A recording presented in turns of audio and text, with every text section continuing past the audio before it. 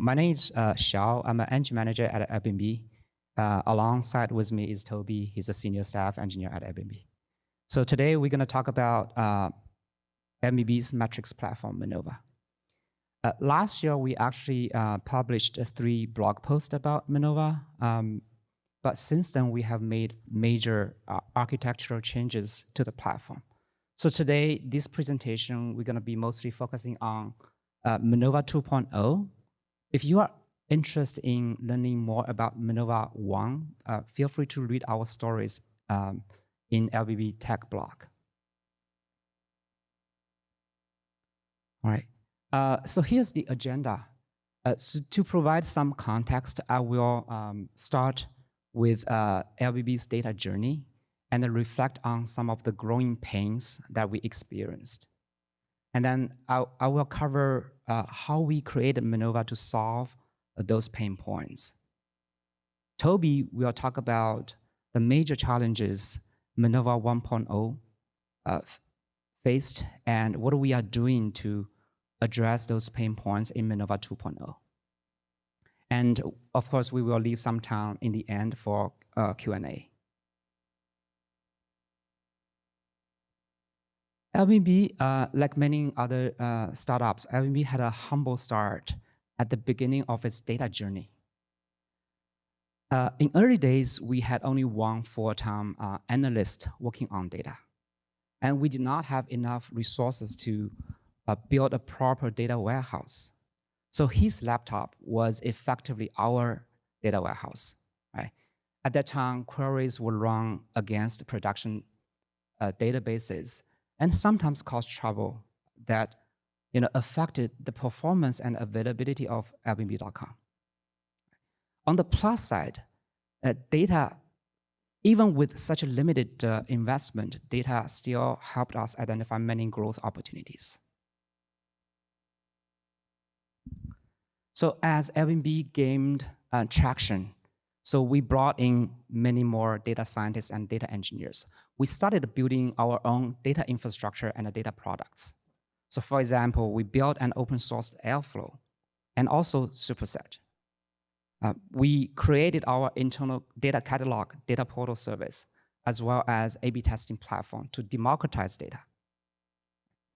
So with a much more mature data infrastructure, more tables, more pipelines got created at an exponential rate.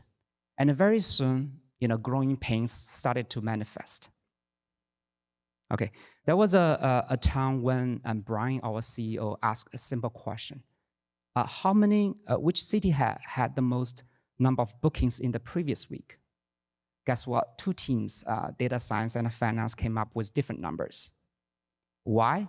Because they read from different tables. They had different business logic in their metrics computation pipeline, right? Very familiar story. But anyway, such inconsistency issues actually hurt our confidence and trust in data, right? And even teams started second-guess their own data eventually. So what caused those issues in the first place? Initially, data scientists created a core set of normalized tables as the foundation of analytics. That is actually a really good practice. However, more and more denormalized tables got added on top of those core tables, right? And many people actually keep reinventing the wheels because they didn't know that similar tables or pipelines may already existed to answer their question. Just keep doing that. And over time, the proliferation grew to a point where the tables became tribal knowledge, and the data lineage was too difficult to track, right? So when issues were discovered and fixed in the upstream tables, there's no guarantee those fixes would propagate to the downstream tables or pipelines, right? We ended up with a messy data ecosystem that is very hard to maintain. So to save our data lake from becoming a data swamp, we started Like we analyzed all of the pain points and started to imagine not ideal world. What if we had a single source of truth for metrics and dimensions? How could we leverage automation and governance to ensure data quality? As we explored answers to those key questions, we created Minerva. So what exactly does Minerva do, right? Simply put, it manages the full life cycle of metrics and dimensions. Under the hood, Minerva has a centralized GitHub repository to host metrics definitions and dimension definitions. Right? Anyone at the company can view, create, and update any metric, right? But these changes do need to be reviewed and tested before getting merged into the repo. We also leverage Airflow for DAG orchestration. We have built-in data checks to ensure data quality, and our pipeline would self-recover after failures caused by transient issues. Right? All of the downstream applications, they access Minerva metrics through a unified set of APIs, whether it's dashboarding tools such as Superset, Tableau, our internal A/B testing platform or anomaly detection platform. They all access the same set of Minerva datasets. When there are major changes that needs to be made on those dimensions or metrics, Minerva actually offers flexible options to automate the backfill jobs. And of course, we have data management and retention features that allows us to meet GDPR requirements or reduce the cost of Minerva. So prior to Minerva, users had to go through many steps in order to get insights out of data, right? And some of the steps are complex and very time-consuming, right? For example, testing Airflow jobs, backfilling data, validating data, just to name a few, right? So with Minerva, many of those complexities are abstracted away. So the users only need to focus on defining, metrics, like really focus on just the business logic, right? They don't have to worry about, creating data pipeline jobs, etc., right? So, all right. With this unprecedented convenience, we have seen accelerated adoption of Minerva in the company. So when we, even just comparing to last year, so the number of metrics has more than doubled. So when we published our blog post last year, we reported 12,000 metrics and 4,000 dimensions, right? Looking at the number now, so we are seeing 30K metrics and 7,000 dimensions. So very clearly, Minerva has been a great success at Airbnb. And however, having said that, right, so Minerva does have a lot of challenges, right, face a lot of challenges. So I'm going to pass on to Toby to talk about those challenges next. All right, thanks, Xiao. So as Xiao said, Minerva has been a game changer for Airbnb, right? With Minerva, we can scalably compute thousands of metrics and move petabytes of data around every day, right? But at its core, Minerva was a pre-computation engine, right? You can simply view Minerva as a way to denormalize and transform data and ingest it into Druid so that dashboards and users can query and look at metrics quickly, right?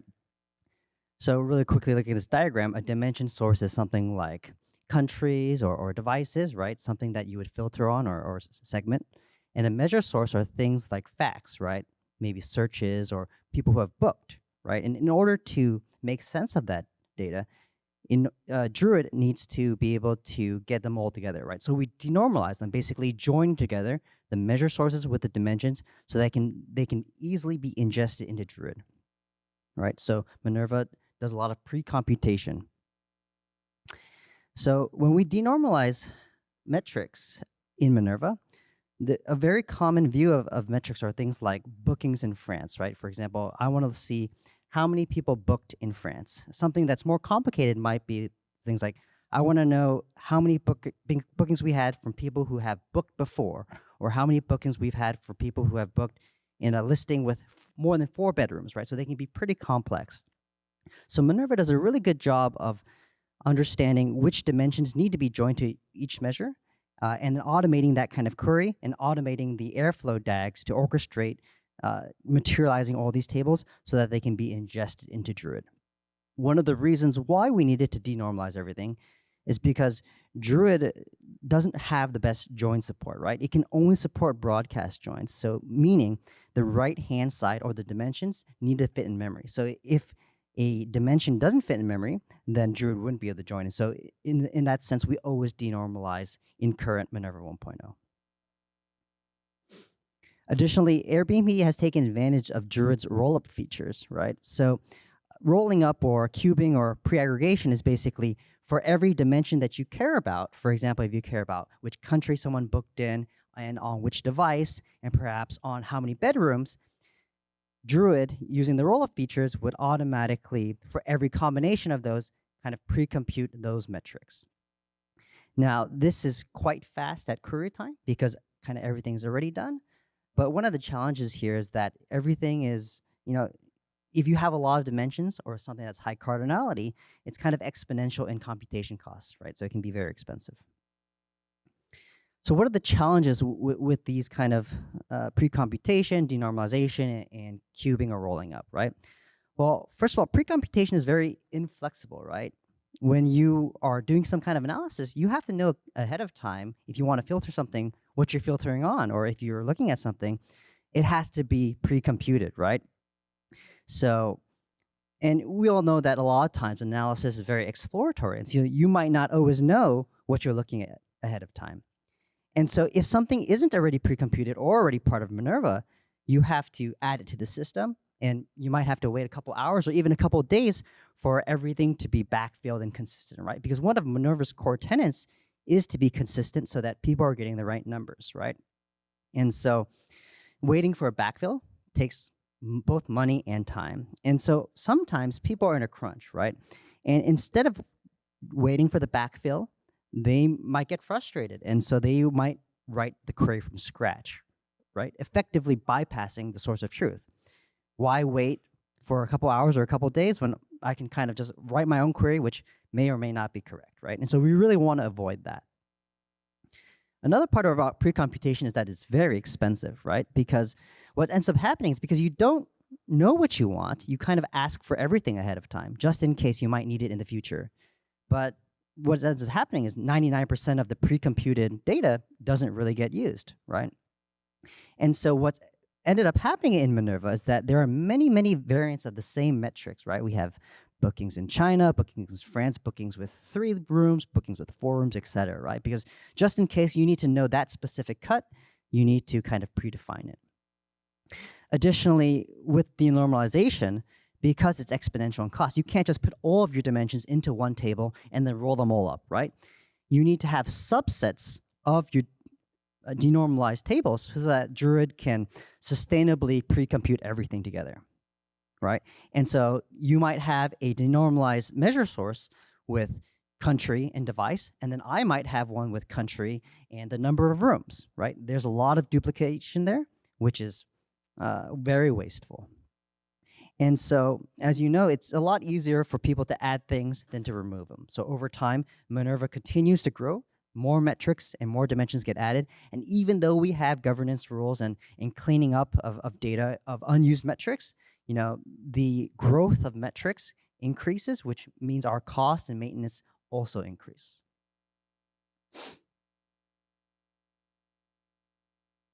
So how did we address these issues? So we took the time, and Minerva, as I said, has been very, very valuable to Airbnb. And so we really wanted to take what we've learned and make it even better.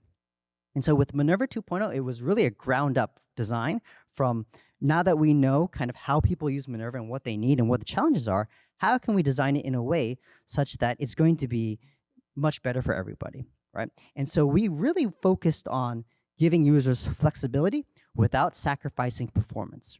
And so we did that by introducing two main features, which is on-the-fly joins and on-the-fly aggregation, which means that we don't need to rely on pre-aggregation anymore. However, due to the constraints of big data, right, and moving data around, joining and aggregations is expensive, right? And so we also provide an optional path towards the old style of doing things, which is denormalizing and cubing, right? So if there is some kind of dashboard or use case that requires extremely fast latency and cost is not an issue, we continue to provide that option for our users. So this new architectural diagram highlights two key differences here. One is that we've moved away from Druid to StarRocks, and the other is that now we ingest not only the denormalized measures, but also the raw dimensions and measure sources. So the reason why we've moved away from Druid to StarRocks is because StarRocks, is an MPP platform, a massively parallel processing engine that really focuses on running full queries on raw events, right? So it can do things like joining large data sets in interactive time, and it can even aggregate raw data in similar amounts of time to Druid pre-aggregated queries, right? And so some of the technologies that StarRocks provides in order to do this are things like co-location, so that we don't have to shuffle data around when we join, and also a cost-based optimizer, right? When you're joining many dimensions to a measure source, the order in which those joins happen could greatly affect the query time, right? Because if you have a join that's very has low cardinality after the join, you might want to do that first before the other joins. So StarRocks automates all of that for us so that users downstream don't have to know how to manually order their queries. Another way to look at this architectural diagram is that we've shifted from Minerva being a Druid ingestion tool, right, which is kind of very specific, into a SQL generation tool, right? So Minerva now isn't focused on solely ingesting Druid, but it generates kind of advanced and generic SQL such that we can now query either in StarRocks, or if we want, and it's not ingestion to StarRocks yet, we could continue to query data using Presto or Spark in S3. And additionally, if you want to continue using Druid, we can still continue to support Druid. So how do users query Minerva in Minerva 2.0? In Minerva 1.0, the interface was a JSON REST API, right? That worked well for certain use cases, but we wanted to switch to SQL for two reasons. One is that, first of all, as you guys know, SQL is a very common language for data, and it's kind of the de facto tool, right? So we wanted users to be comfortable with using Minerva. Additionally, many BI tools already talk SQL, right? So if you use Tableau, for example, Tableau can hook up to any SQL engine and execute queries. And so by providing a SQL interface that can natively connect to Tableau, for example, then we immediately get access to all of Tableau's visualization tools. So as an example, the client might send a query something like, I want to know how many bookings in France over the number of iOS searchers grouped by the date, right? So under the hood, we've, using Minerva, have implemented the MySQL wire protocol, right? So anyone who speaks MySQL can actually speak to Minerva. We intercept that query, and then we expand that out into the normalized section here, as you see. We can take the table stays reservations. We can then join it on countries, and then we can group by on the date. And then we can also take the searches and then group that by the date and then join them together, right? So all of this is kind of done under the hood in the Minerva engine. Additionally, because we're not just tied to that, and maybe you want to go all the way to the raw data, you can even specify to Minerva, I want to do the query all the way from the source, not after the ETL step, but all the way from the source. So this provides ultimate flexibility for the user. So in order to support SQL, not just for querying, but also for users to input their metric definitions in pure SQL, we needed the capability to understand what the user was asking for, right? And so we developed a Python framework called SQL Glot, which is a full Python parser and transpiler that can take in SQL queries and then run them in a variety of engines, right? The data ecosystem is very fragmented. There's many different data engines out there that understand SQL, but a slight differences in SQL, right? Hive, Spark, Trino, Snowflake, Druid, they're all SQL, but they're all slightly different. And so this is problematic, right? Because if a user types Hive SQL, but they want to run it in Presto, it might not be compatible. So as you can see in this example, using SQL Glot, we can take a Hive SQL query, right? It's using many specific UDFs like percentile and get JSON object and even a date format, right, into the special Hive date syntax. It even has a lateral view explode. Running this in Presto, you can see in the bottom here that it does its best trying to translate it over. First of all, it notices that you're using an array index, and Presto's array offset is actually 1 and not 0. It doesn't support exact quantiles, so it switches it to approx, warning you that it's done so. And additionally, it's done things like switching the time format into the Presto-specific time format. And finally, you can even see that it's moved the lateral view explode into a cross-join on nest. You can even see that if you just want the AST of the SQL, you can get that all from the framework. And so this really allows us to treat SQL as a first-class citizen and making sure that we aren't tied to a single engine. So anyone that speaks SQL is now a target for Minerva. Additionally, we have many different types of users who are using Minerva, right? For example, if you're using a BI tool like Tableau or Superset, you're looking to get results really quickly. You want to hit a filter and you want to see the results instantly. Or if you're a data scientist and you're using a notebook, you might not need that second interactivity, but you want to run really complex queries, or you want to pull in a lot of user level data so you can run a machine learning model. And so with Minerva 2.0, because everyone who can speak MySQL can also speak to Minerva, we simply route it and understand kind of who's using us and what requirements they're looking for. So for the interactive use cases like Tableau and Superset, we can check StarRocks to see that it's ingested, and then we can serve the fastest experience for them. So if the user has chosen to pre-aggregate or denormalize those metrics, we'll service them, and it'll be very fast.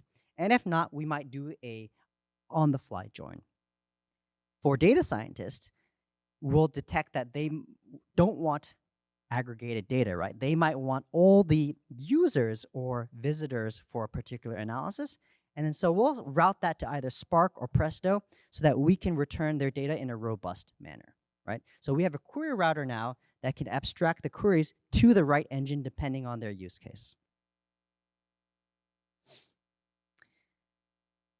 So now that Minerva doesn't just read from aggregated data from Druid, right? It can now generate SQL. It allows us to expand Minerva into much more advanced territory. So for example, in experimentation, experimentation is very different from just business analytics, right? In business analytics, you might ask the question, how many bookings did we have in the last day? Or maybe you might ask, for all the countries that we surface, how many bookings did they have, right? In experimentation, you need to have much more robust statistics, right? And so you need to say, get in an experiment for users who have received the treatment, we need to first aggregate per randomization unit, right? So usually per user. And then on top of that, we need to find the average treatment effect of those users in their group, right? So it's a much more complicated query. Using Minerva, all this is seamless, right? We can just generate this complex SQL, run it, and give it to the user, which they can then analyze using advanced statistical models, right? So we support double aggregation. We even support on-demand covariate generation, right? So if, for example, in experimentation, you might want to normalize users depending on their pre-experiment activity, right? For example, if a user was a heavy booker before, they may be a heavy booker in the experiment as well, right? And so we want to take that into consideration. So with Minerva, you can just say, I want bookings for this experiment, and I want to use a pre-experiment covariate on searches and bookers so that we can then kind of normalize this out and get reduce the variance of our analysis. Additionally, because we can now get subject level data with these covariates, we can move into advanced spaces like double machine learning and even non-parametric models like sequential quantiles.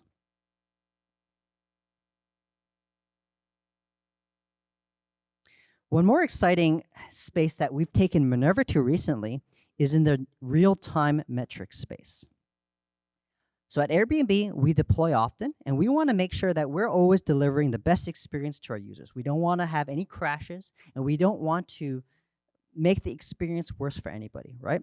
And so we want the ability to deploy and to be able to monitor them in real time, and even have things like automated rollbacks in case we've made a mistake, right? When we measure whether or not a deploy is successful or not, we really want to use the same metrics that the business cares about, right? There are tools out there like Datadog that provide telemetry, but those tools really work on, kind of overall data that's really aggregated and using estimators, right? And they don't have things like double aggregation.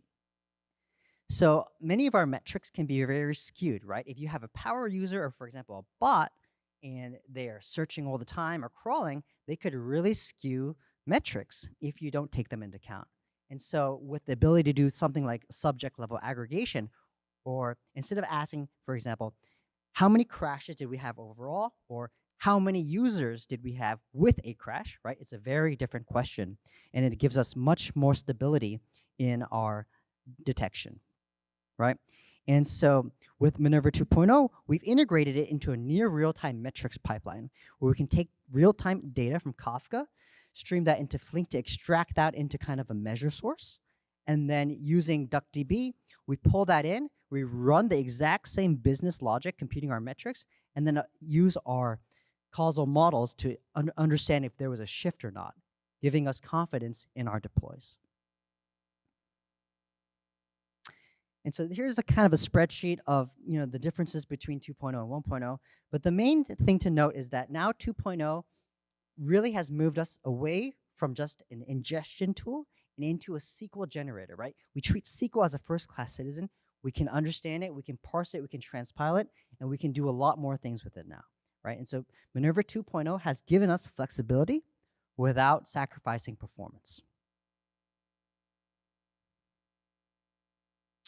All right, and so what's next? Well, as you can see, Minerva now gives us a way to very effectively and easily get us consistent data that we can trust, right?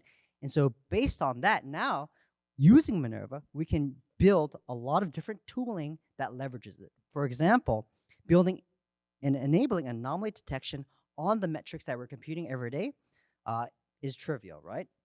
And additionally, we are looking to make the experience of contributing to Minerva and maintaining it much easier. And so we're looking into building what we're calling Minerva Studio, which is a dedicated UI for Minerva. Right now it's Git-based, but we'd like it to kind of be a full-fledged user experience. And then finally, we're looking to open source Minerva. So over the course of this year, we are looking to really improve documentation and making sure that Minerva works outside of Airbnb. All right, and here's a list of all the contributors. Minerva has been a great team effort, and thanks for your time.